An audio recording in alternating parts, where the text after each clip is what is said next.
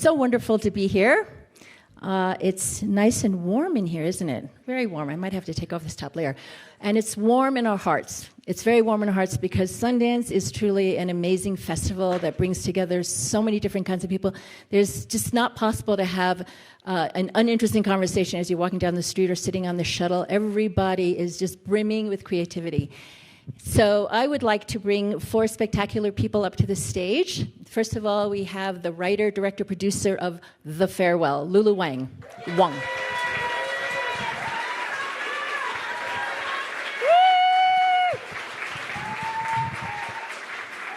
Thank you. I thought it would be fun to take some pictures, so I asked for my phone. Next, we have the writer, director, producer of Ms. Purple, Justin Chon.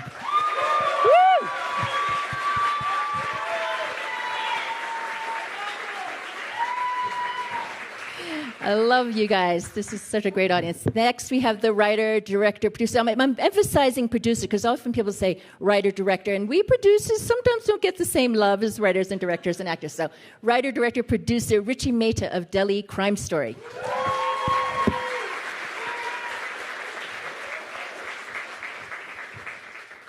And last but not least, Anita Gou, producer of The Farewell and Honey Boy.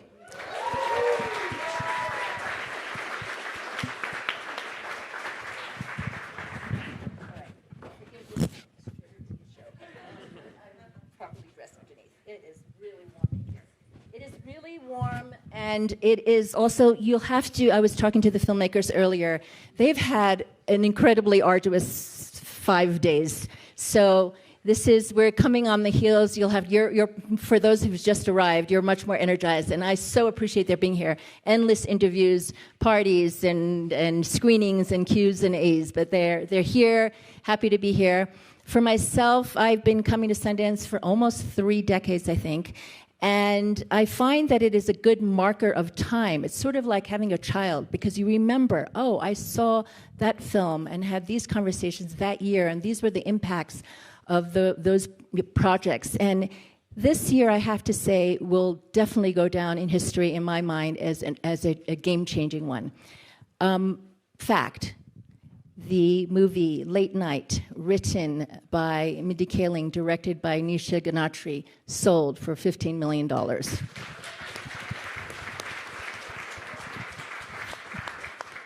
Fact, the movie, Lulu Wang's movie, written and directed by an Asian woman, sold A24, $7 million.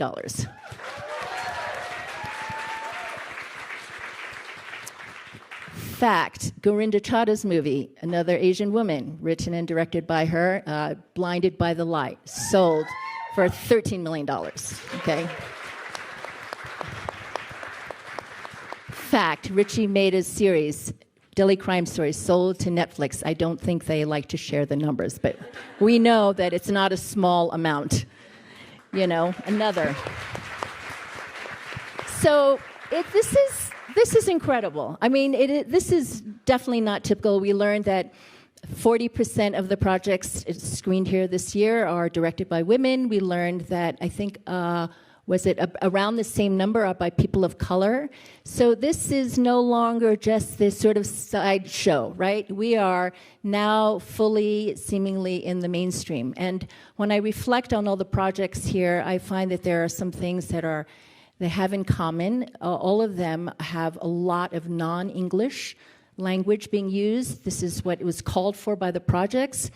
Many have to do with very, very specific family and cultural traditions.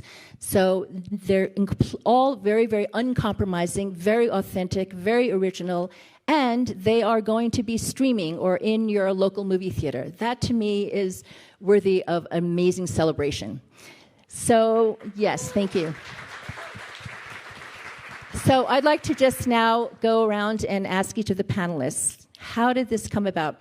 We talk about this new era, which I do genuinely believe for the moment we are in, which is post-Crazy Rich Asians, meaning that finally we had a blockbuster, and finally those who wondered whether Asian faces could be accepted by non-Asian people, that conversation seems to no longer be had because it's, yes, been proven undeniably. And that's pretty spectacular. It's pretty spectacular, as if some of us knew in our heart of hearts that that was the case, but we needed that massive, successful blockbuster movie. Now, clearly, the works represented here were made before Crazy Rich Asians came out.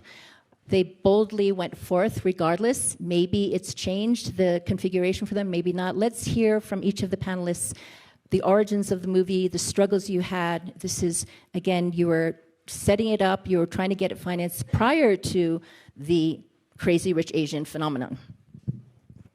Lulu, please. This story is based on something that happened in my real life. It started in 2013 when my grandmother was diagnosed with stage 4 lung cancer and given 3 months to live, but my family decided not to tell her because in China, they don't tell the patient, often tell the family. And so because we all live abroad, we need an excuse to go see her in order that she's not suspicious, why we all suddenly rush back home. So they forced my cousin to get married to his girlfriend and have a wedding as a way for us to all see her, but for her to also just celebrate the marriage of her only grandson. And when this happened to me, and it was right off of my first feature, I wanted to make it as a film, and I think it was just really difficult to get it financed because I didn't have the relationships or the access to the people that I ideally wanted to make the movie with. And now looking back, those people were people like Anita and Big Beach and Chris Weitz of Depth of Field. And, the most obvious path was to do it as a broad comedy, maybe for the Chinese audience. And it wasn't the film that I wanted to make. I wanted to make it as an American film. And yes, this all happened before Crazy Rich Asians, and that's one of the things I'm so grateful and so happy about, that these people took a risk on me to make this film independently, allow me to keep the authenticity of my casting and the language. It's 70% at least in Mandarin, subtitled. But for me to also say, I don't want to target this primarily for the Chinese audience because I don't know how to speak to that audience. If it does well, that's a bonus on top of the whole thing. But I'm American, and this story is in my voice, and so I think this is an American story.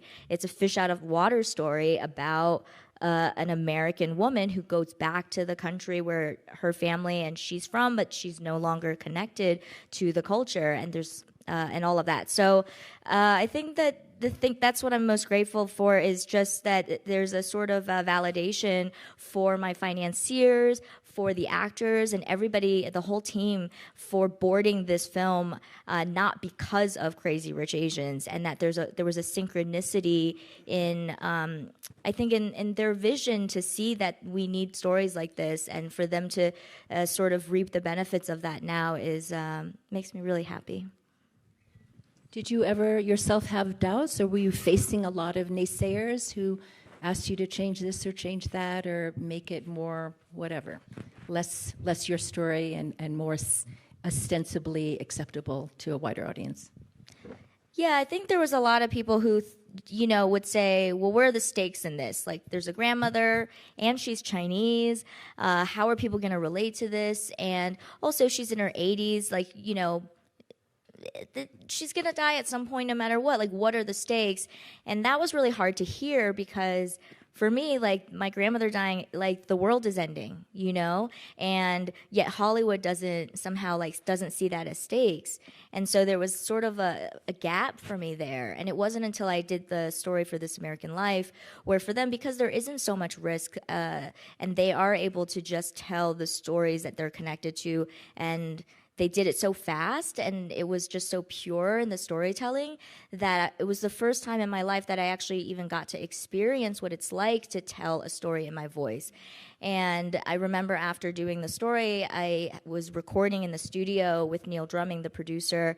I had a little of Ira Glass's whiskey in my hand, and 10 o'clock at night, we recorded it, didn't even do that many takes, and then I went to have dinner with my best friend at a sushi restaurant in New York City, and I was sitting at the sushi bar, and I just started crying. And he's like, you just did this amazing thing. Why are you crying? And I said, because I've seen it, like I felt it, like this is the first time I felt connected to my voice and my story, and my, somebody allowed me to tell my story, and I'm never gonna have that again because I work in the film industry. And I think that I'm on the wrong path, and what am I doing? And I had this like breakdown, and we finished post a couple weeks ago, and I was back in the same sushi restaurant, sitting at the sushi bar with the same best friend, and he said, "Do you remember a year ago when you were here, like crying because you thought you would never feel, be able to like tell an authentic story in your voice ever again? Do you feel that you've done that?" And it just like made me so emotional because I thought about it and I said, yeah, I do. And I feel like I had the same kind of support from my producers on this film as I did with This American Life, where they really, really supported and helped guide my voice.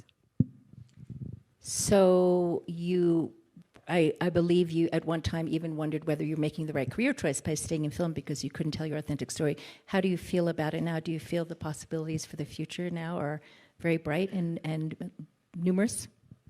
Yeah, I do. I think, on one there's definitely the industry side of it, where if you can validate somehow, like that your stories are worthwhile, and also by selling it, that there's like that monetary value to it.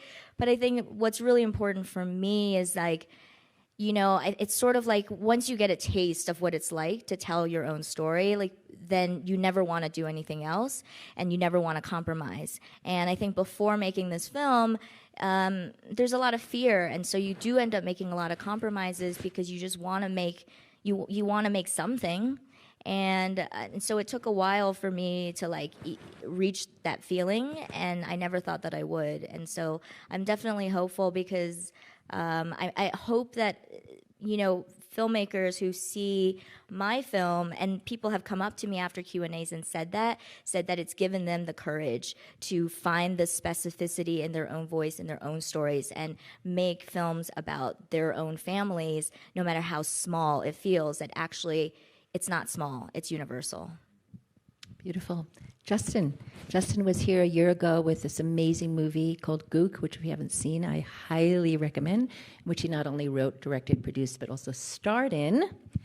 His movie this year, Ms. Purple, does not feature him as an actor, but Justin's vision is everywhere in it. Tell us about the origins of that, please. Okay, Janet, I'll be in the next one.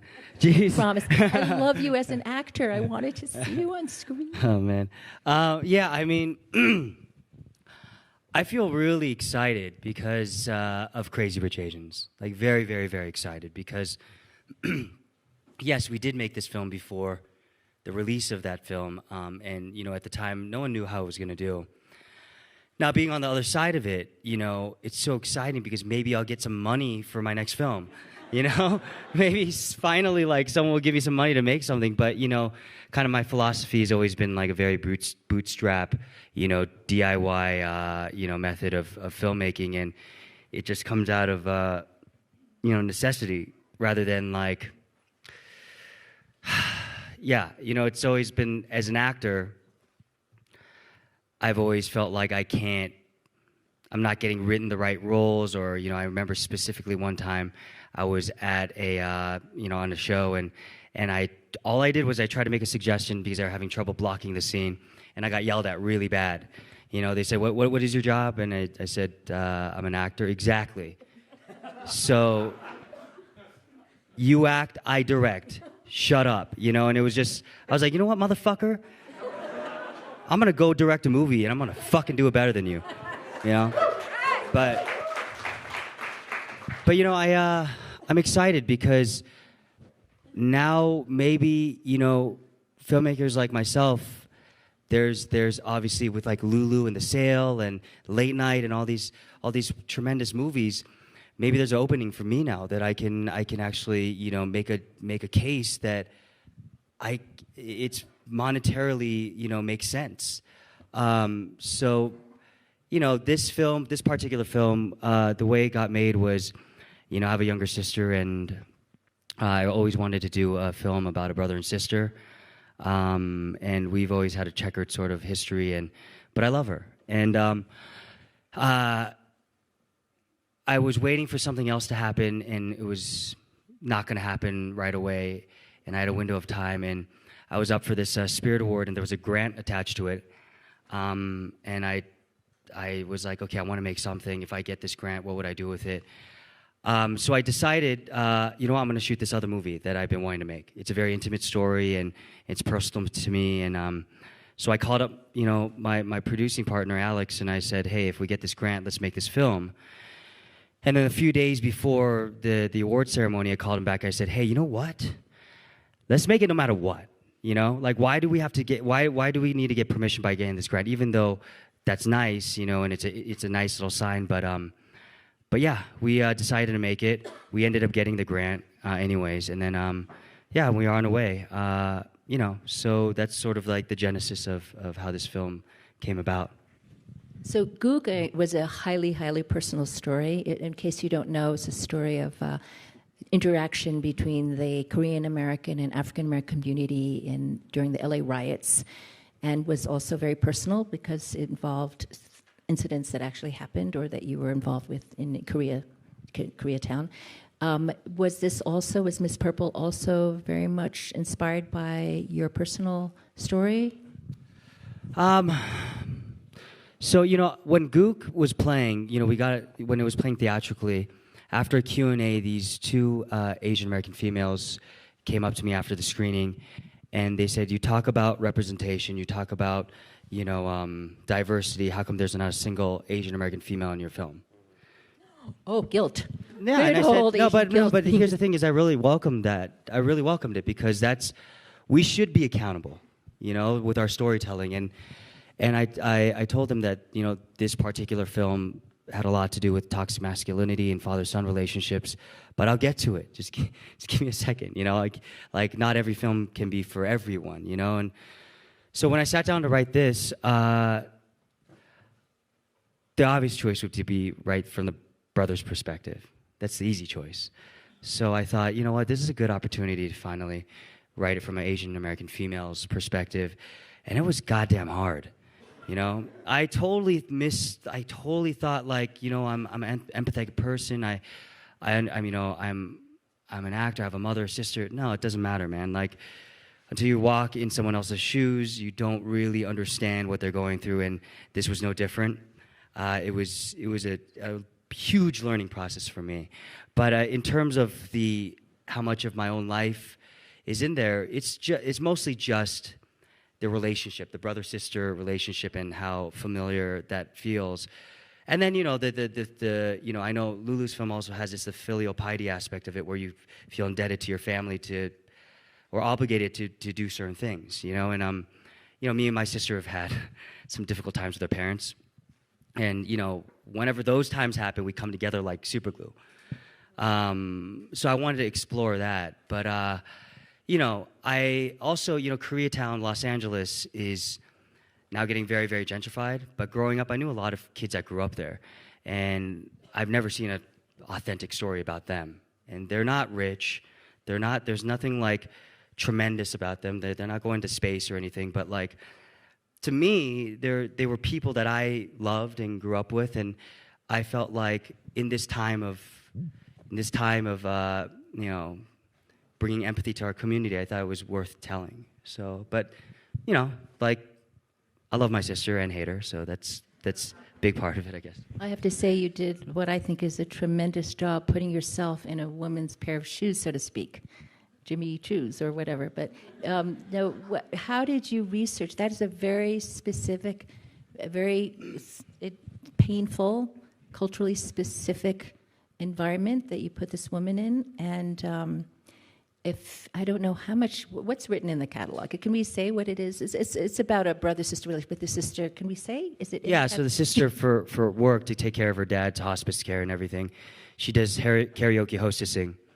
In Asia, that's very prominent. But you know, one of the things I symbolize is, you know, the dress that she wears. When women wear dresses, it's for a certain occasion, and they're very restricting. And the question I'm posing is that, what are the things what's valuable to bring with us from the old country, and what is okay to leave behind? So yeah, I mean, it was extremely difficult.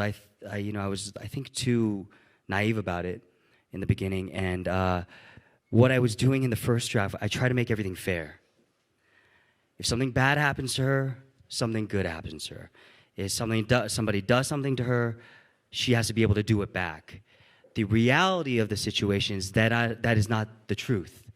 That is not, and I realize the woman's burden is the burden of being a woman and having to deal with all this stuff. But it took me a long time to get that, because I was like, why isn't this shit working? You know, like I was like, why is it so flat? Why am I not empathizing for? And it was because it was, you know, socially conditioned in my man's brain that it's a logical thing, and it's not. It's like there's a very emotional, like it needs to be much more of these emotional decisions rather than trying to solve problems, you know? Because as a man, we're stupid, you know? Like I'm married, and my wife will come to me and talk to me about, and I'll be like, all right, this is what we're gonna do, okay? We're gonna get the car, she's like, no, shut the hell up. I just want you to listen to me. And I, you know, it always is like a roundabout, but like, that's just the difference. But it was extremely took a while for me to learn. And I think what the film also reveals is those cultural traditions that you talk about, which obviously are very, very prominent in Asia. They are here in America too, Yes. and I think for many of you who may not be aware, it's really worth seeing this film to see what goes on. And yes, I've been in those karaoke rooms myself, and you will experience that through his film. So thank you. It is quite amazing to live in a country where these cultural traditions still live on very, very strongly. Absolutely. And kind of, in a way that would be shocking to much of the country. Richie Mehta. Richie takes us to Delhi. Oh, this was a fun one to watch. I think you all know what it's about. Perhaps you do, perhaps you don't. It is based on the true story of a girl who was gang raped and more in Delhi. And Richie managed to go through thousands of files, talk to hundreds of people, and recreate this incredible matrix of characters who come together around this incident. And it did create, if you may or may not remember, quite a media sensation, not just in India, but all over the world. Tell us what inspired you to take this subject on. So I'm originally born in Toronto, and I'd done 3 feature films prior to this in India. So I've been working in Delhi a lot. My family's from there, and it's kind of my background, and I speak the language. And I had gone to Delhi to work on another project, and met with a family friend of mine who was the former commissioner of the Delhi police, retired, to ask him some advice on police procedure, because I'm a normal person and I don't know how to write cop dramas and police shows and car chase things. And I wasn't doing that, but I had a little police element I needed to know in a script. And I sat with him in his lawn, and he had his 2 guys outside with his machine guns protecting him, because he's retired and he's a target. And we were sitting there, and I told him about the script and the questions I had, and he had seen my previous films. And he said, Sonny, forget about whatever this is. I'm not interested. I think you should do a film about this gang rape on a bus that just happened. This was a few months after it had happened. And I don't know if you've heard about this crime. A woman was raped and dismembered on a bus, essentially ripped apart by these men. And it led to, it was a zeitgeist-changing moment for India. And I was in Delhi at the time when it happened, and it led to protesting and then rioting, and eventually to changes in the laws. Anti-rape laws were created and stuff. It was an upheaval for the country and for anyone who heard it, the world. And so I said to him, I don't think this is for me. I'm not born and raised in, I'm not born and raised in Delhi. I think a local filmmaker should do this if you want a film to be made at all. And I think it should be a woman. If somebody's going to make it, it's a perspective I can't bring to this. My understanding of this event and my relationship to this event is as a bystander. I think, we all have our complicated relationships to something like this. But I can't find a way into it that I think would be authentic for people to relate to. And it is not my story. This is a national story about Mother India bleeding, basically. He said, no, I've seen your movies. You should do it. Here's the court verdict. It's 350 pages. from the Sessions Court, where the four men were sentenced to death. It has every detail of the investigation that the Delhi police did. Read it. I'm going to give you some more files. If you want it, I'm going to connect you with all the police officers. You tell me if there's a story. And I'm like, I'll read it. And so I went back and read it. And it was the most amazing document I'd ever read. It was the worst thing I've ever read. It was a detailed account of every aspect of the crime and how the Delhi police caught 6 guys having no information on their whereabouts, spread across the country with no identification in 5 days.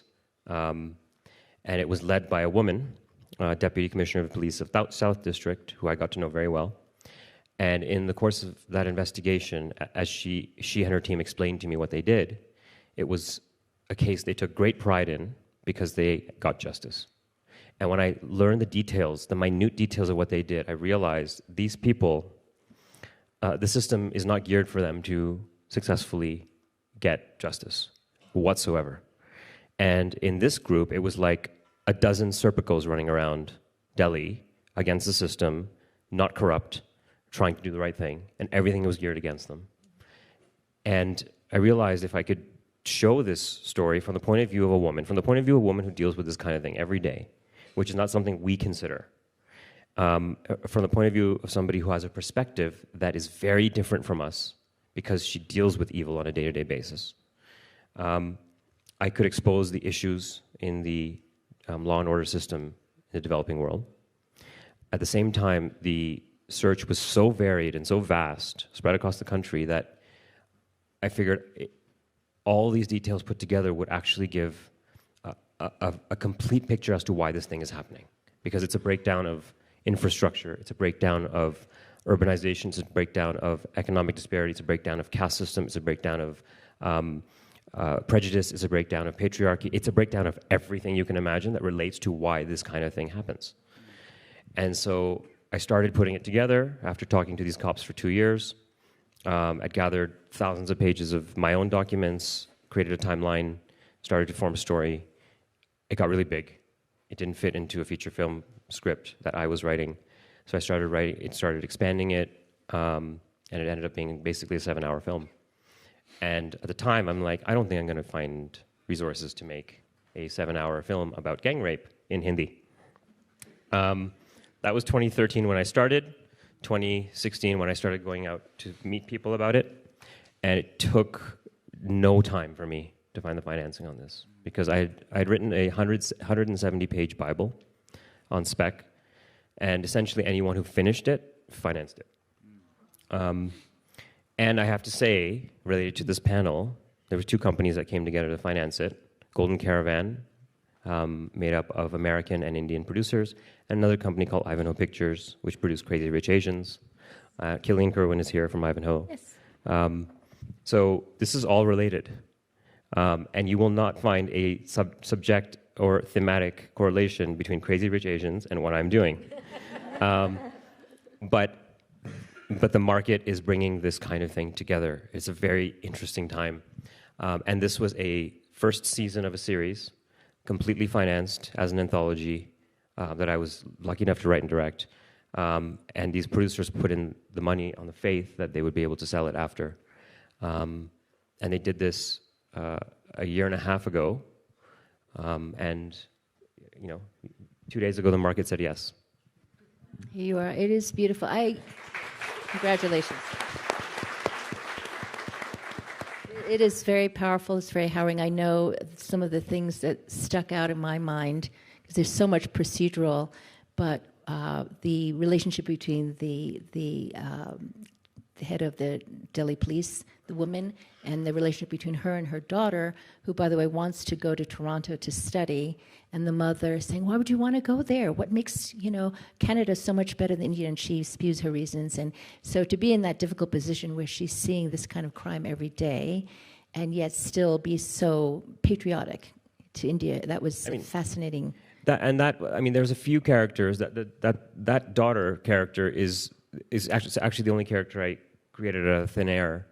All the other characters are either completely real or amalgamations of maybe 2 cops. So Varthika, who was the deputy commissioner, this woman, She became an amalgamation because of this daughter, because it was another female officer I met. And I would ask them questions about their lives because it was just such a different point of relation. I would meet this woman, and she's a juvenile welfare officer, deals with minors, and she deals with gang rape. She's a sub-inspector. And in India, if a gang rape comes to the police, it has to be investigated by a woman, no matter what. So the official investigating officer has to be a woman. So this is one of the women who, in this area in Delhi, who deals with this. And she would tell me, like, yeah, yesterday I found a 2-year-old in a dumpster, raped and murdered. And this was her life. And then I asked her, so what happens when you go home? And she's like, I cook dinner for my husband and my daughter. I'm like, what? And she would tell me that, and this is totally normal. I mean, there are more people who do this than are in this room in a neighborhood in Delhi. Police officers, women. And then she started saying, by the way, I have a question for you. You're from the West, and my daughter wants to go to the West. She wants to study. And we started talking, and she said, what do you think would happen if she goes? I said, what do you mean? And she goes, like, what would happen to her there? What if she meets a guy? I'm like, if she meets a guy and she falls in love, then... And then she said, would she come back? I said, I don't know. She's like, that's my fear. I don't want her to go. And that hurts me more than anything. The dumpster I can deal with. It's the worst thing you've heard. But she's like, you put that facade up. I couldn't handle it if she left and didn't come back. And I said, oh my God, I'm going to make this thing. And I promise I will do the best I can with it. It's extremely poignant. I think the other thing that jumped out at me too, having spent a lot of time in China over the decades, is the police regularly lose electricity. They can't do their jobs, and just sometimes struggling. China's at a place now where that's not happening as much, but I lived in China decades ago when that was the case. It was more of a privilege to have a phone or to have electricity than a given. And, to be able to have to be effective under those circumstances where traffic prevents you from even getting from point A to point B. And so the infrastructure is not developed to the point where they can be as effective and efficient as they'd like to be, So dealing with that on top of everything else, it must have been a really interesting insight. I'll tell you, every story someone told me, my jaw would drop. And it was the first film I'd made which was completely different from any personal experience I'd ever had. It wasn't a family story. It wasn't something that I had personally experienced. There were aspects of things I would observe which entered into this, but it ended up being the relationship I formed with these cops, with these police officers as people that permeates this. That's what this is actually about, my observations and perceptions of them as people. And the thing that pushed it over the edge for me when I said, okay, I'm going to do this for sure, was when I was talking to one officer, and he was telling me, I asked him a question about something, and he says, let me give you an example. Last week we found a prostitute face down in the ditch, naked and murdered in Nehru Place. And I'm like, I live in Nehru Place. What are you talking about? She's like, yeah. Tuesday night we found this woman dead. And I said, how did that happen? He goes, I'll tell you that, but that's not the point of the story. It was a side point for the point he was trying to make to me. And I said, that is Jack the Ripper, where I come from, and that would be headlines every day for 6 months. And he said, that's a Tuesday night for me. And I said, this is what you deal with all the time. He's like, yeah. I said, do you still believe in people? Do you still believe at all in goodness of people? And he said, oh yeah, no question about that, for sure. I said, how can you come to that conclusion? He says, Delhi has 17 million people. This is 2012. It has 22 million now. Delhi has 17 million people. We have 80,000 police officers. 45% of the force is used for VIP protection and traffic duty, which means for 55% of 80,000 cops are keeping the peace 24 hours a day, 7 days a week. We cannot do what you call preventive policing. We cannot stop a crime from being committed statistically. If it's going to be committed, we can detect and apprehend if the circumstance is right. So, the only thing keeping the peace in this city are the people.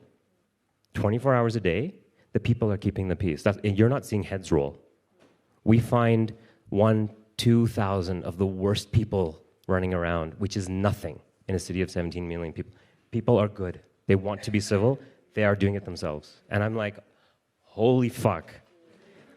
Now, if I can get from the worst incident you can possibly imagine a human being doing to another, to that in this 7 hours, then this is worth doing. And that's when I said, I got to do this. I'll have to watch the next 5 episodes and feel uplifted. Yeah, that's has anybody in India actually seen this, and are there plans to distribute it there? Well, I mean, Netflix is going to go global. Right. The So people who have Netflix has seen the it are world, the right. Netflix team, yeah. So Cool. they're going to launch it March 22nd. Very exciting. If you want to have a fun night. Yes. It's a good date movie. No, I'm joking. Very binge-worthy show. I'll tell you this. If you decide to binge it or watch it over 2 days or 3 days or something, I promise you, it will change you. And I can't say for better or for worse. I will say that if you want to engage in what is the purest form of evil you can imagine, there will be an emotional catharsis at the end. I do want to give a special shout out to Ivanhoe, because again, with that movie Crazy Rich Asians, so much more has been made possible, and clearly they've proven with Delhi Crime Story that the commitment to showing stories of a very, very diverse nature, is still is very much alive. Well, they've been working. They I know had this intention in mind well before Crazy Rich Asians. So it's been a long journey that has paid off handsomely for them, and we're very grateful. Killian's in the audience, so I'm buttering him up a little bit, right? Anyway, Anita has been behind so many wonderful films. She has a background in Taiwan, where her family owned a theater chain and a distribution company. Is that correct? Distribution as well, or just physical production? Physical studio. production. We did a little bit of everything over the years. Yeah. I believe The Farewell is the first movie, since this is the topic for today, that with Asian content, but so many other good movies. Tell us why this movie and why others that you choose, and what your philosophy and strategy is going forward. Well, this movie was just a no-brainer from the get-go, and I couldn't say that when I first met them because you got to have your poker face on. But like I told Lulu the other day when we were celebrating finally when everything got done, that when I went to film school, I came out, and thankfully I'm still working in the film industry, and it's all working out. But The Farewell was the movie that I had dreamed about making or being part of doing. Just as a fan of movies and as a filmmaker, and so and it's touched on so many things, and it sort of stems from there to a lot of projects I've chosen to support and help produce and all that. I think a really specific point of view that is unwavering and not compromising, and it's different, and it's not it's underrepresented in some way, right? And I think that's just what I gravitate towards. I think, originality in that aspect, right? There's, like, sitting here, there's so many, between all these projects, they all are inspired by or adapted by real life circumstances. And look at this, like, there's such a wealth of, things that I haven't seen before, and, that should be made. And so The Farewell felt like one of them. I felt like it was so daring to do this experiment of what if we made an American independent film that was 65%, 75% in Mandarin. Like, our number keeps changing, but now that it's out in the world, it is mostly in Mandarin. But, to our wildest dreams, what our hope was, and that audiences are responding to, is that it didn't feel like it. We're living at a time where people read all the time on their phone. People are watching Netflix and subtitles, and those kind of boundaries are, I think, gone. And so it just allows for a lot of different experimentation with the form that I think is getting really validated at this festival, right? And I think will continue to be. So, I looked at that for Assassination Nation I was here last year with, which I thought was, again, like that's something that hasn't been done before, telling that something that is daring and confrontational. Same with Honey Boy. There's, the bravery that goes into, putting the passion, as you guys, as filmmakers, directors, into something that you that at the end of it, people will see it and understand, but before that, it really just takes people to imagine it and take that risk. And I have a lot of fun imagining things. So so far so good. So Yeah, you've had an amazing track record. So are the boundaries gone? You said we will them to be gone, and sometimes with our projects. Are they gone? Are we in an era now where those boundaries are gone, where people can truly accept non-English language movies and television shows, and there is no longer that barrier? I know I'm asking a sort of leading question, but what is your feeling about this? How much has changed for you? Do you think you've landed at Sundance at this exact moment that is a kind of a fleeting moment, because for now Asian faces can sell? I mean, or is this something that's going to last? If I just a small thing, I remember the when I was in Toronto for TIFF 2000 and what it was. I'm old now. Anyways, it was one of the premiere screenings of Slumdog Millionaire. Excuse me, was one of the premiere screenings of Slumdog Millionaire. And I remember 20 minutes into it, I mean, the whole audience was kind of gasping. Actually, nobody could believe what they were seeing.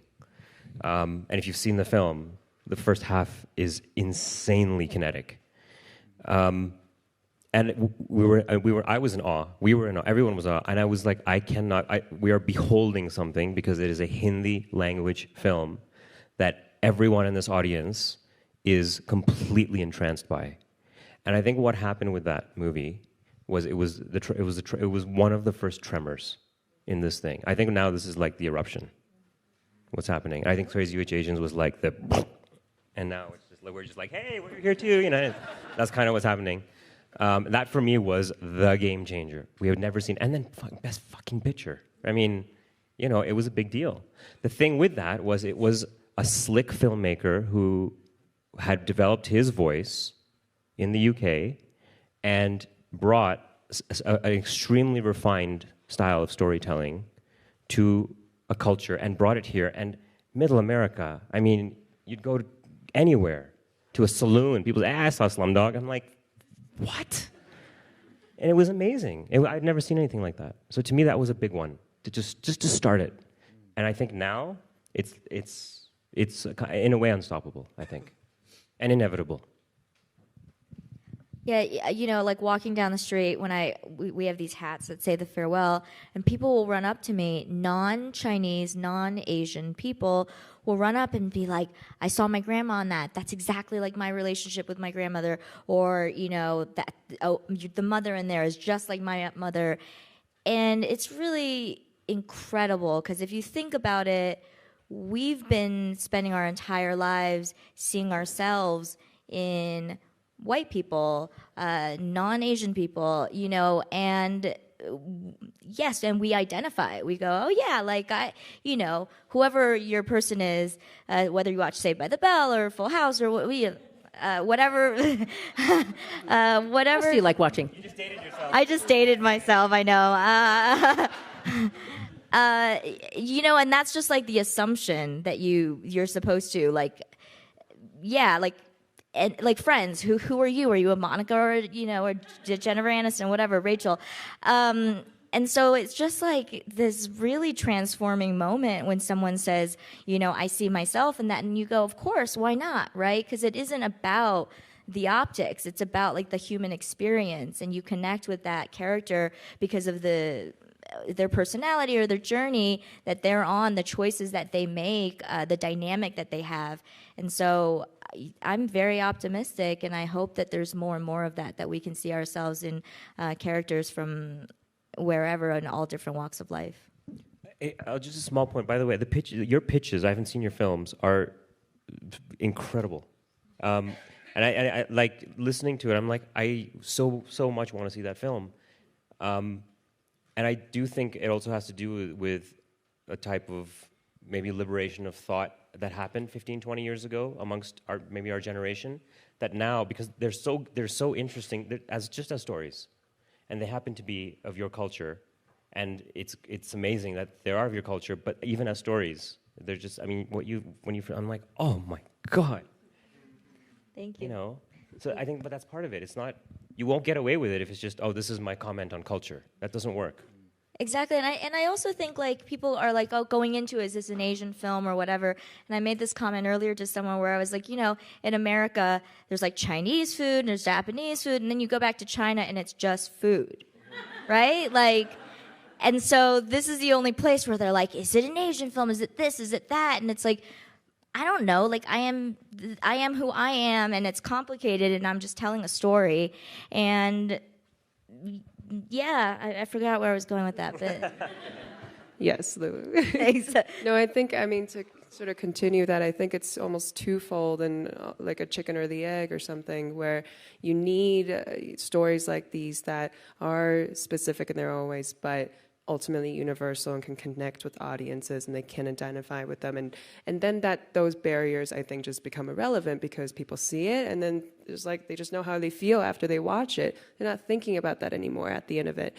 And then the other side of it is that I think over the years, no matter what allegiance you're at, I think the streaming services, this globalized distribution has really helped change this game too, because the decision makers who are assessing risk and whatever, they're more able now to, I think, there's more creative ways of distribution that might not just be limited to domestic. Like Netflix is, you get on there and immediately you're in India, you're in Southeast Asia, you're in US, so there's more room for stories like that. And like The Farewell, when we were making it, the goal was absolutely to make it a globally distributed film and have China too, so I think, and that's more possible now because of the different formats. And I always think about my cousins, before I even graduated school, they produced Better Luck Tomorrow, Justin Lin's first film, which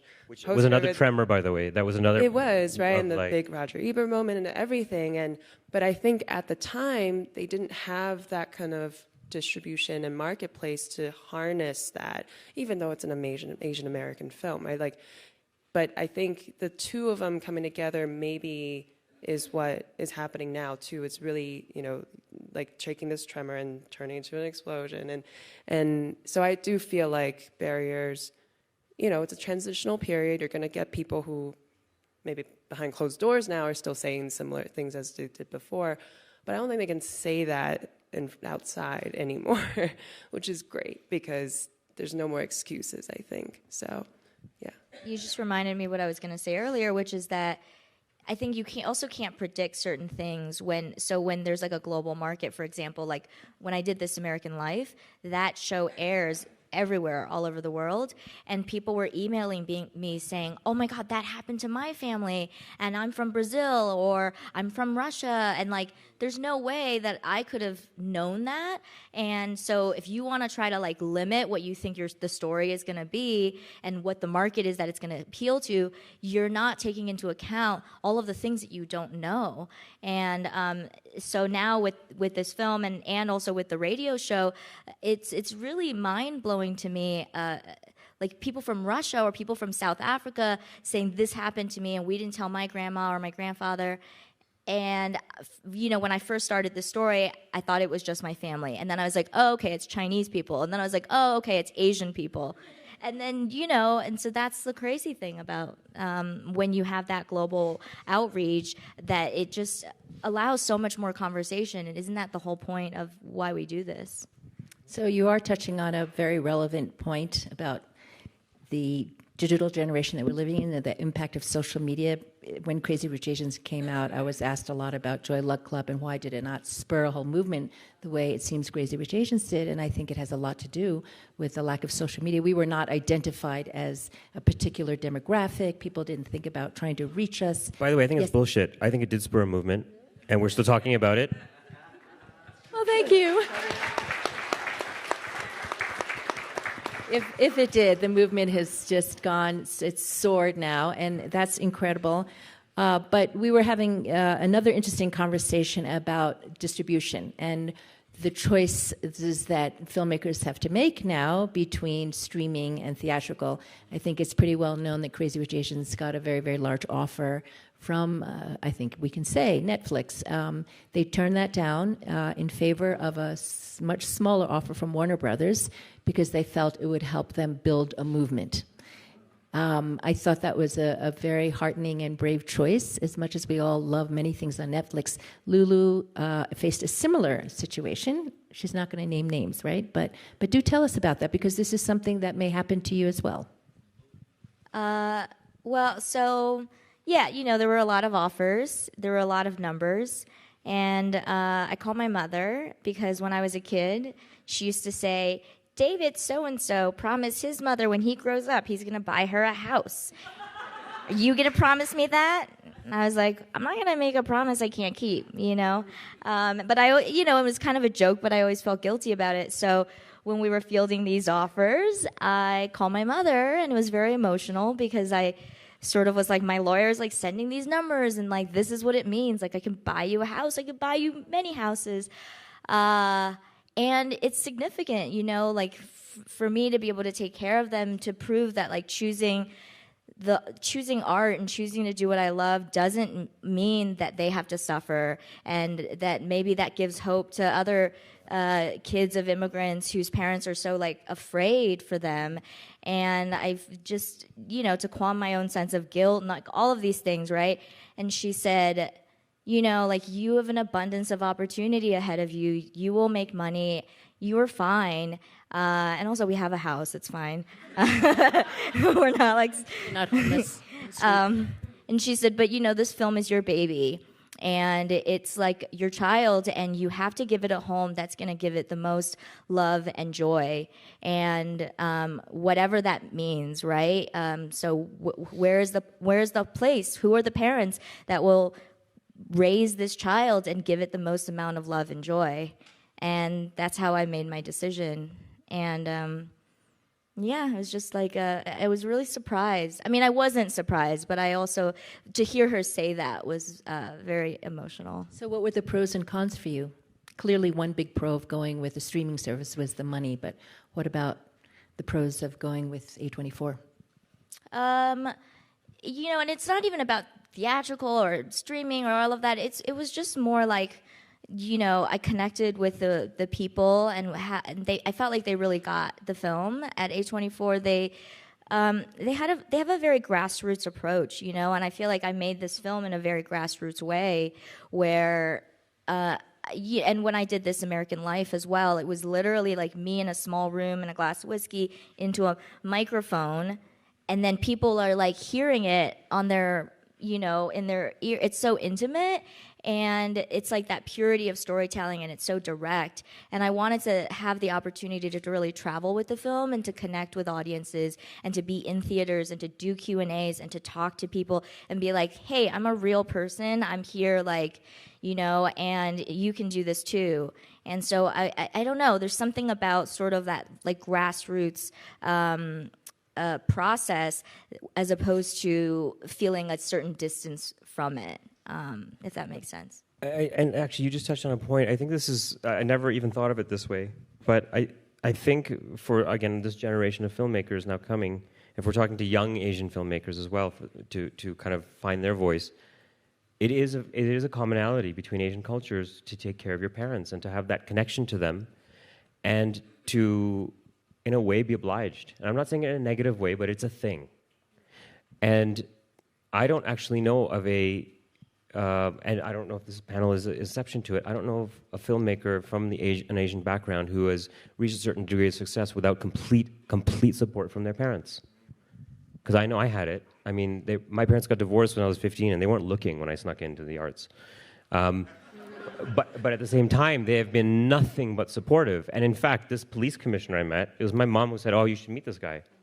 And when I came back from that meeting, and I was staying with my mom in Delhi, and I had this court verdict, and I'm like, Mom, damn you. Like, what did you do? And then when I started working on this, she's like, oh, you got to do this thing, whatever you need, I'll help you, and we'll get the Delhi police behind you and all this. I'm like, what is wrong with you, Mom? She should be a producer. Yeah, I know she should. Yeah, she really should actually. She actually is she's my producer. Parents are producers, They all are. right? But Asian it's the parents thing. make If you have great producers. a young Asian person, especially in North America, I mean, I actually know, especially in China or India, that is not supported by their parents, it is almost impossible. But it takes, I don't know your specific situations. I know for me and for so many people I know. In fact, somebody gave a talk recently, a creator, and he said, my parents, when I was growing up, always said, you have 3 choices in life. 1, be a doctor.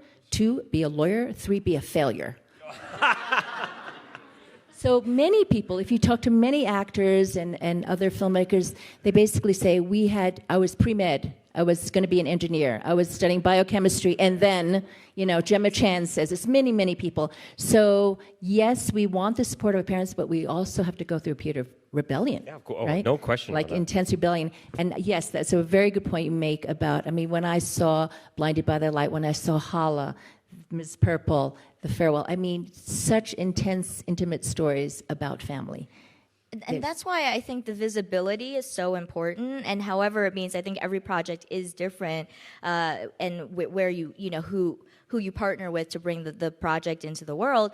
But for me, I think for all of us, like the visibility is so important, because when I was struggling, when I was in my lowest low points, my mom would just say to me, and I thought about quitting, my mom would say, there's Ang Lee. Ang Lee didn't make his first film till his 30s, and you're way younger than that, and if he can do it, you can do it too. And for her, that was it. That was the one person that she could name, but what if he wasn't around? What if she didn't have that person, right? Like, where would she turn to look to? And so our voices and the visibility is important, because all of your parents, everyone's parents out there might be like, that little girl that looks like my daughter, is up there doing this, and she's small, but she has a big voice, and so you can do it too.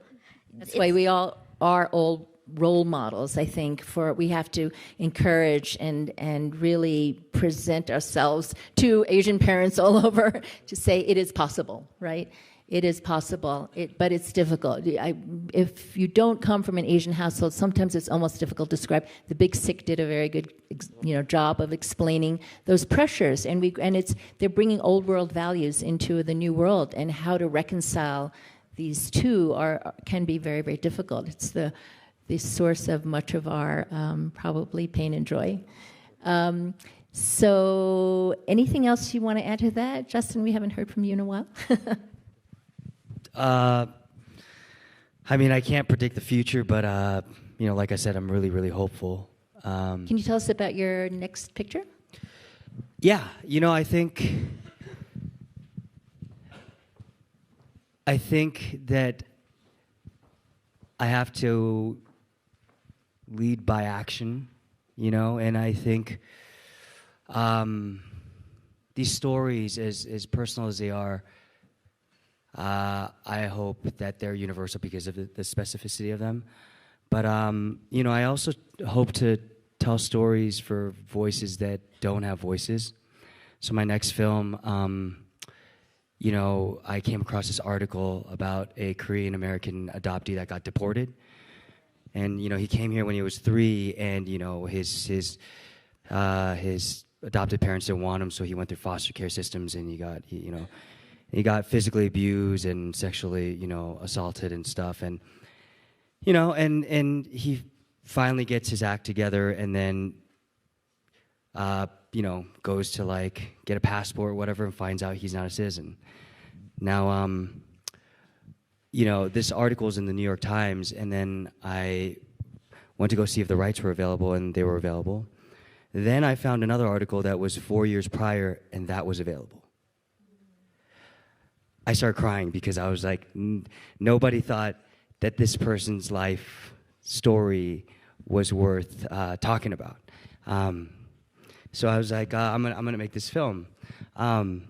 So I've been working on the script for 2 years. It's with Macro, which I think is an incredible company, and they just been so supportive, and I am obligated tell these type of stories. So, yeah, that's my next thing. And I hope to shoot it this year. And you know, I think when I'm in servitude to others, it's an admirable endeavor. And as I get old, because I have a daughter now, that's why I get so emotional now. Like before, I don't think I would get this emotional, but like I have a 13-month-old, and now when I look at her, I realize that it's not about me. And every year I get older, I realize that the more it's for other people and the less it's for myself, I just feel much more fulfilled anyways. And I know in that way, my daughter would be super proud of me, as cheesy as it is, you know. And I think that's you know, kind of the guiding light I'd like to proceed, you know, through my work, you know, going forward. So that's what I'm doing next. That's beautiful. Yes, thank you. And yeah, I have to say, talking with all of you here today, I feel that being in America at this moment in time, although I think a lot of us hit rock bottom a couple years ago, our way of being able to create, being in an industry that encourages risk-taking and telling authentic stories, and now very multicultural stories, is fantastic. I mean, I feel very blessed, truly, to be living through this time and knowing the power of the medium and the tools that we have. So we have a little time now for some questions. Yes, sir. Hi, I'm Herman Farahi, co-producer of Knock Down the House. I'm also, thank you. Can't wait to see that. I'm also a Persian, Korean American. Great combination. Thank you. And my question is regarding every single person in this room is a change agent, speaking on behalf of their community, speaking their own truth. And my question is for communities that don't have much representation on screen. We all know the power of media and how it affects the youth. So I want to turn this question back to the youth. So for the whole panel, was there a moment that you realized and reaffirmed in your work where there was a response from young people that looked towards your work and resonated with it? And was that reaffirming to you? Was that also something that helps you continue the work of putting more representation of your community on screen? I mean, this Sundance, because we finished the film like 2 weeks ago. And so it's just been a whirlwind of like being in China in like a bubble, and then being in bubble of post-production, and just not knowing what's going to connect and what's not. And there were scenes where I explicitly intended to not explain things for people who may not understand the culture, whether it was like the wedding or a round table where a family is talking. And, you know, I would sometimes get feedback like, is that too much talking? Is there way too much eating in the movie? Like, and I just stuck to my guns about, you know, just keeping the authenticity without having to explain it to people who are outside of the culture. And so to have like young filmmakers approach me and being like, that scene where they're talking, like my family has had that conversation. And, you know, you put something on a screen, you elevate it, you give it importance. And so absolutely, like many film students have said, it's encouraged me to tell my story about my family who's Mexican American, Korean American, whatever it is. Yeah, and it's like, it's super powerful. I had a screening of a previous film I made called Siddharth in Beijing in 2014. I was at the festival there. And the film is about a street worker in Delhi who loses his son and doesn't have the understanding of the world in order to find him. He doesn't know how to spell his son's name. He doesn't have a photograph of his son. He doesn't know what the internet is. And this is a true story of somebody I met. So it's very much on the streets, this film, following this guy dramatization of these events. And we showed it in Beijing and at a shopping mall. And afterwards, this woman came up to me and with her son, and her son was maybe 13. And it was like, he had his shaggy hair, and he had his headphones on, and he was really tall, and he was like this, like he wouldn't look up. And the mother could speak in kind of a broken English, and she said, my son doesn't speak English and doesn't really know what to say to you, but I wanted to tell you what he just said to me, is that he has never seen anything like this, and he's so sick of the bullshit that Hollywood is bringing to China. These are not my words. I'm not like, no, these are his words. And he wishes there were more films like this that he could see. And she said, my son never takes his headphones off, and he never engages with things. And this is, I don't know what just happened to him. And it was like, what the hell? That's really interesting. It never occurred to me that a film about this street worker in Delhi would get to Beijing and communicate to somebody who doesn't speak at all the language I speak in any way, or the language of the film. And now that has inspired me, in partly, to make a film in China, which is the next film I make will be in China. Do tell. Talk more to Lulu. What's your film about? Are you allowed to we say? just You talked to need Anita. production advice. You want me to? Did you guys already just make a deal in the green room here? Okay. No, but it's about that day. What happened to me earlier that day? It was my first day in Beijing, and I got there and was in a hotel near the Imperial City, Forbidden City, and so I went for a walk, and I was so excited because The Last Emperor is one of my favorite films. I'm like, I finally get to see this thing. And I came out of the city and I met this woman. I was just walking alongside one of the walls towards Tiananmen Square, and this Chinese woman was walking alongside me, young woman, probably very similar, the same age to me. And she said, hey, where are you from? I said, oh, I'm from Toronto, and blah, blah, blah. We start talking. And we end up walking and talking for 8 hours, for the whole day. And it was one of the most beautiful days of my life. She was from Xi'an, and was visiting Beijing. She had a day off from a friend's wedding, and so she was sightseeing, and her English was really strong. She studied to be a translator. She wanted to work abroad, but she never had a chance, and now she has a family, and she's just kind of in her world. And it was just the most interesting conversation that never ended, and we went to this tea karaoke place and sang weird songs, and it was amazing. At the end of the day, we parted ways, and I said, one day I hope I come back and meet your family, and vice versa. If you ever get out to come to Canada, find me, and it's what you dream of when you travel. And then I got back to the hotel, and I bumped into a friend of mine, and I said I had the best day. And I met this woman, and we just walked and talked. It was amazing, blah, blah, blah. She's like, oh my God, it's a scam.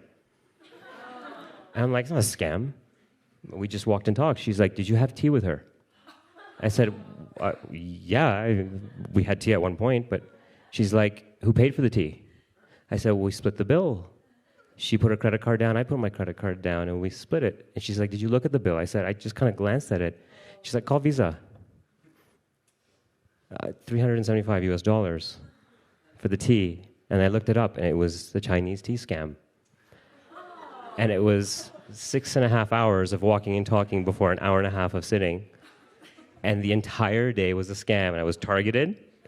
And it was just thing of how do you get into this person's circle? How do you build the trust? It was the most fucked up thing.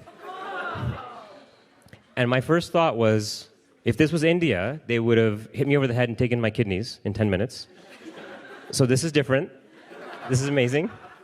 It was amazing. I replayed it. I wrote the whole conversation down. I was so messed up, and I'm like, we talked about the nature of friendship and trust for an hour. It was amazing. And I realized 99% of this thing was truthful. It had to be. It was not talking about frivolous things. It was who she was. And that little part at the end has everything to do with economics. It has everything to do with all kinds of issues, which I was not paying attention to, but were presented right in front of me. And so it took me a while to kind of reconcile with it, and now I'm making that movie. A China thing, a big sign, because I was bringing films over from China, then I was hired by the studio to sell American films to China, worked with Spielberg on a Chinese movie. So China was like written on my forehead. So there was no question that was what I was initially about.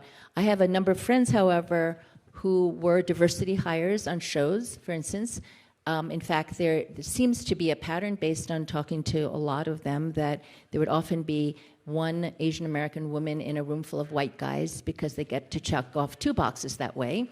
But they were kind of siloed, so they had to sort of adapt to the white male sensibility. But many of these women have gone on and have had very successful, especially in this post-Crazy Rich Asians environment.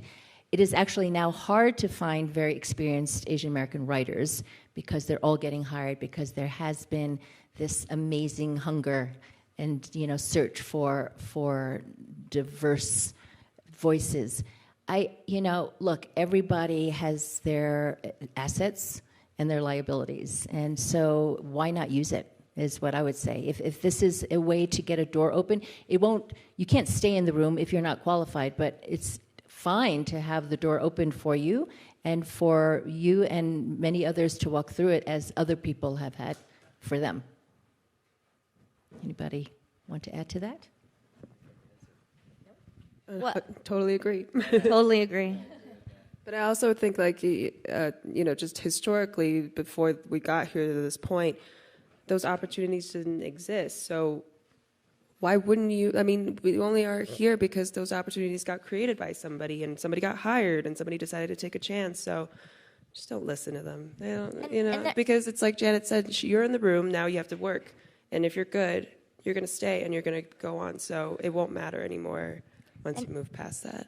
I have a friend who's Jewish, and he used to always joke with me when I was like struggling and trying to come up, and he's like, "We should just get married, and you should take my last name, and then everybody will answer the phone." And it was like, and it was always a joke, But it's in a way, it's like everyone's had whatever different types of doors in order to get in, and so yeah, absolutely agree. Use what you can, and then just work your ass off.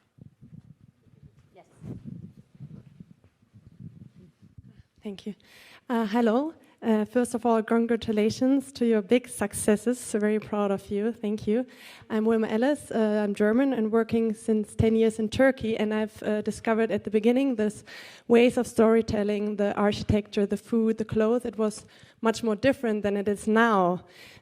We became the world, actually. And I think that, are we really that diverse anymore? I think it's great to see that we are coming more and more one. And I think the next step, because I remember of some Asian festival 10 or 15 years ago, the Asian movies were so different. They were so different, completely. You couldn't even, the colors, the clothing, the architecture, everything was so different. I think now we are the world already. And I think, are those producers really that risk-taking? Producer? Sorry, the question is, are we because I think now we became more similar to each other, so it's easier for the audience to understand. Because when they see, for example, China, they see the same architecture, like glass buildings, they can see also New York, and the clothing and everything becomes more and more similar. So are they really that risk-taking? Let's imagine somebody have never seen a movie, give him a camera, what is he imagining what a movie is like? I think, yeah. Yeah, I mean, I think, globalization obviously has happened and is happening and affected so many different sectors. But I think it's what Lulu's point earlier, it's, there's something incomparable about representation on screen, where movie watching, content consuming is such a global thing, right? And it unites everybody where you can have, this American life from this corner of the world to the next.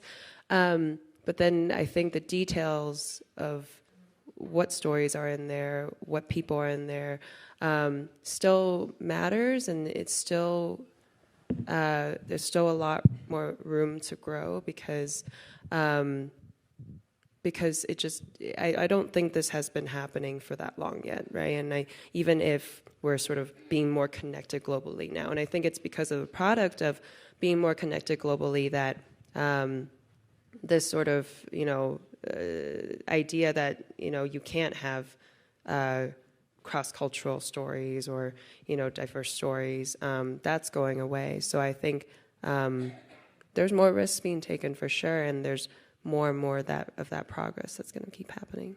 I mean, I'll tell you from an acting standpoint, I think we're still really far away.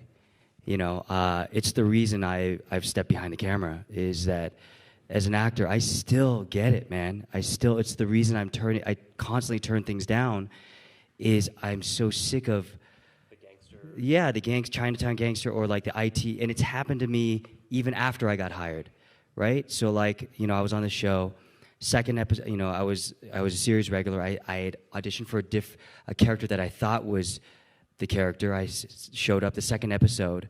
They handed me an iPad. And I said, "What's this?" And they said, "The producers want you to have it." And I said, "Okay, but there's no iPad in this scene." They said, "Yeah, but they want you to have it. I don't know. Just go talk to them." Sure enough, and I knew exactly what was happening. But like, right after that, I became the IT guy, right? But that's not what I signed up for. You know what I'm saying? So like, it's still, you know, it's, yes. And you're talking about a more producing standpoint. There's still a lot of work to be done to make things less stereotypical and categorized. So I think that I agree with you in the sense that there is globalization and that the world is getting smaller. But if we don't do what we're doing here, it's not going to continue to globalize. Yeah. Yeah, and I think Hollywood's about track record. Like, there's this word track record, right? And so, you know, if like someone who looks like me, if my film doesn't do well, then it becomes a representation of like, oh, every Asian film, see, that didn't work, this isn't going to work either. And that's the case for female directors as well. And so, like, how do we get to a point where the one doesn't represent all, and that, you know, we can have more abundance? And the way I interpreted your question, I mean, yes, there are glass buildings when you shoot in Beijing today, because that's how Beijing looks. The films that Zhang Yimou was making, for instance, beautiful films from the 90s like Red Sorghum or Raise the Red Lantern, perhaps referring to those, he was making films that were set hundreds of years ago. And a lot of people, as beautiful as the films were, objected to that being the representation of China because it gives people a very false image of what China is like today. For my own taste, I'm really glad to see contemporary stories. And just because there are glass buildings in Beijing doesn't mean that there isn't a lot of other very differentiating cultural aspects to the life there. So it's not just the superficial look of the buildings, in my opinion. But just a small, one other point. I think... No, it's not antagonizing. No. But, of course... That's life. That's where we are today. But also, we're looking for authentic stories. From a risk state, you're asking also, are producers actually taking risks? I don't think we can discount what the market is saying. And again, I've brought it up a couple of times. I'm not a capitalist. I don't think in this way. But the fact is, it's happening. And the biggest spending power on earth is right now China and India. And one market is semi-closed or difficult to penetrate for the West, and another is not. And so those types of, like you talked about, what are the smaller communities right now? We are lucky to be accessing China and India. I hate to say it. There is a time right now that everyone is trying to get it. So if a producer from here says, "Oh, these are the markets we're going after," there's a financial reason for that, which then fosters all kinds of growth. I'm just observing this. If you're from Bhutan, if you're from Bangladesh, if you're just peripheral from that, you're not getting that type of representation exported, right? If you're from Zimbabwe, you're not even getting a passport because they don't have paper to print it on, and there's no market for that. So those types of things are happening in specific zones, and China and India, the spending power is dictating right now an explosion in the sophistication of storytelling. That is a real advantage, I think, that we as Asian Americans or Canadians or whatever have, because there really is a bridge, there really is an understanding of that culture that other people have a harder time reaching. So, yes. Yes, sir. Janet, Jack Wadsworth, Asia Society. I think the conversation has been mainly about the impact of the film on Asian talent in America. And I'd be curious to hear you talk a little bit about Asian talent in Asia. Is this relevant for that, or just talent in general in Asia? I think Richie touched on that. I've had many decades working in and around China as well. A movie like The Farewell, in my opinion, should, I think, inspire some real interest in China, because it is very, very authentic. Unlike Crazy Rich Asians, which was not about Chinese in China, it was about Singaporean Chinese and maybe less relatable. So perhaps that movie would not perform very well in China. But I think there's a lot of curiosity in China. I think the Indian market should like Delhi Crime Story very much because they are seeing themselves on screen. So interestingly enough, I feel like there is this kind of this loop. So we, for many years, many of us were looking to see what talent could be drawn out of the Asian countries. But now a lot of the talent is here in the diaspora that could get fed back into Asia. And I find that particularly fascinating, that I think that the global filmmaking or content-making talent, much of it is here. I would like to see more talent coming out of China, India, and many other countries. But this, for the time being, still is the heart of entertainment content, right here. Not in Park City per se, except for this time of year, but in this country. And I think it's a great advantage that we have because we're working with the best. Yes, in the back. Oh, sorry, I was pointing at the woman, and you can maybe go after her. Thanks. So actually, I'm a documentary filmmaker. I'm here as a co-producer of The American Factory. But my question is more related to my first feature-length film as a director. Before I flew to Sundance, I was in Taipei. I was working with Hou Xiaoxian's director, Liao Qingsong, Mr. Liao. We actually had a really bad day. So it was the day when we locked the first cut, and we sent to our producers. So all those are American producers. And they send us back the notes and the suggestions. So there's two things. One, they said the background, the information is not clear. And second, they said, the character's motivation still felt like so hard to relate it to. And that was the day Mr. Liao got really upset. He said, I really hate American way of storytelling. I mean, as a young filmmaker, I really respectful to him. And actually, I was just so confused on that day. I feel like he said, like, American always trying to tell things so clearly and always try to present the information, facts before you really get into the characters. But you has such amazing characters, and you should feel them, and you really have to build up the atmosphere.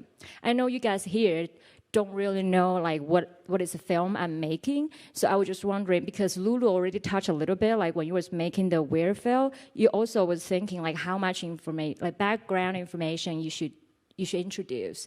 So I don't know if possibly like you can get into a little bit more details, maybe can give me some inspiration, like as a director, or also those directors here can give me some like insights when you are making your own films in terms of the background information, how much you should introduce to an audience who actually don't really know about your background, like cultural background. Because my film is talking about like right now a lot of parents send their kids to study Confucianism in China.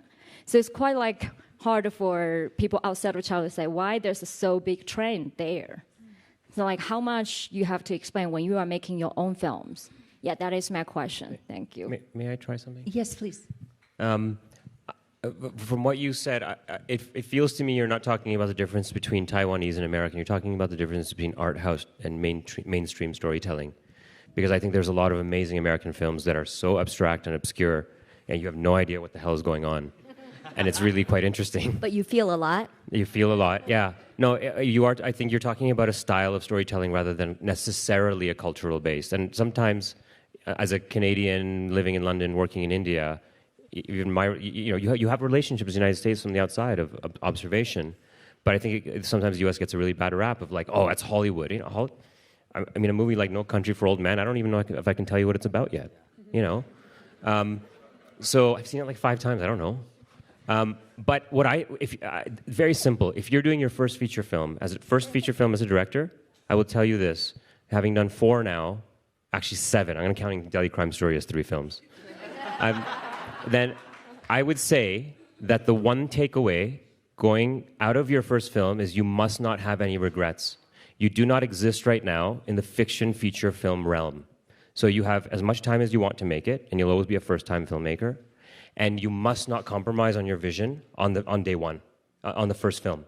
That may happen later on for whatever reasons, but you have to follow your instinct. And if your instinct says, I'm not quite sure if I should, you just follow your instinct. And if it turns out to not be so good, it doesn't matter. Because you have no regrets on your first film. If you do, you will regret it for the rest of your life, and you will never get the purest version of your voice out if you compromise on your first. I promise you. And I want to say one last thing. When you're making the film, think about the one person that you're making the film for. Don't think about the rest of the world and the whole audience and what market. Who are you most proud to show the film to? Imagine that person sitting in the front row of your audience and just make that person proud. And if they don't need an explanation for certain things, then don't explain it. That sounds like really best. Wonderful. Thank you. I think our time is up, sadly, but I am so grateful to have Anita Gou, Richie Mehta, Justin Chon, Lulu Wang all in one room together with all of you. Thank you for joining today. Thank you.